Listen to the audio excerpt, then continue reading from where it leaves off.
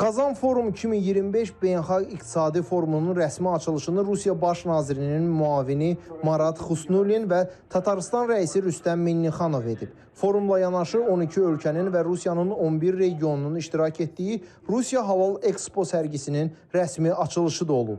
Rəqəmsallaşma yeni reallıq. Kazan Beynəlxalq İqtisadi Forumunun əsas müzakirə mövzusudur. Forumda İslam maliyyəsi, halal sənaye, rəqəmsal texnologiyalar, logistika və turizm kimi sahələrdə əməkdaşlığı müzakirə etmək üçün biznes, dövlət qurumları və beynəlxalq təşkilatların nümayəndələri bir araya gəlib.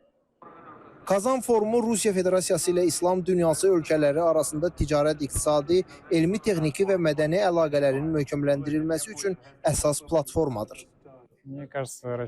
Rusiya tarixi cəhətdən çox konfensiyalı ölkədir. İslam ictimaiyyəti Rusiyada çox böyük və güclüdür.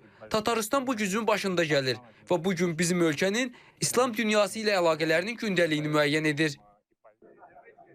Kazan Halal Expo sərgisi forumun mərkəzi məkanlarından birinə çevrilib. Burada investisiya və infrastruktur layihələri, beynəlxalq stendlər, həmçinin İslam maliyyəsi və maşınqayırma sahəsində təşəbbüslər təqdim olunur. Azərbaycan da Kazan Halal Expo sərgisində Made in Azerbaijan stendi ilə təmsil olunur. Stendimizdə Kəlbəcərin məşhur istisu brendi sərgi iştirakçılarına təqdim olunub.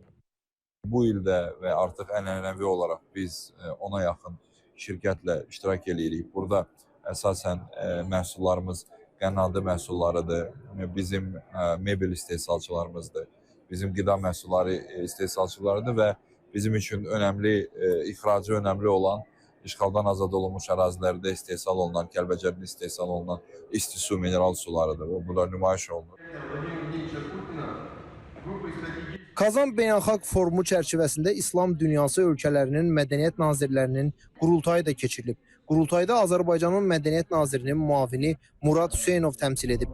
Dövlət auditinə həsr olunan panel iclasında Azərbaycan Hesablama Palatasının auditoru Cavid Bayramov iştirak edib. Ümumilikdə Kazan Expo ərazisində forum zamanı müxtəlif mövzularda 200 tədbir, 141 konferans təşkil olunacaq. Mayın 16-sında isə forumun əsas plenar iclası keçiriləcək.